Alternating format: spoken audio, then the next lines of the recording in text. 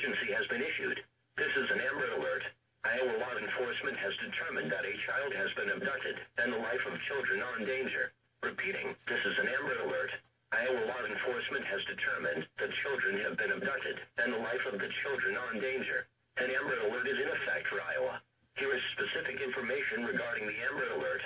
The child was abducted on July 9th at 3 p.m. from Black Hawk County, Iowa. The suspect's vehicle left in this abduction was a red 2001 Pontiac Random 4-door bearing the following Iowa license plate number: 832YPC. The vehicle was possibly traveling unknown en route to unknown. There are 3 children. The first child is a white female of age 6 years. The second child is a white female of age 8 years old. The third child is a female of age 8 months.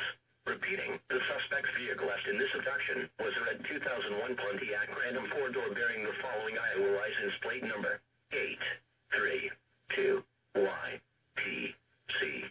The vehicle was possibly traveling unknown en route to unknown. All abductors should be considered dangerous. To report information concerning the abduction of this child, dial 911. Attention media. For complete information regarding this Amber Alert, please visit the IowaAmberAlert.org website.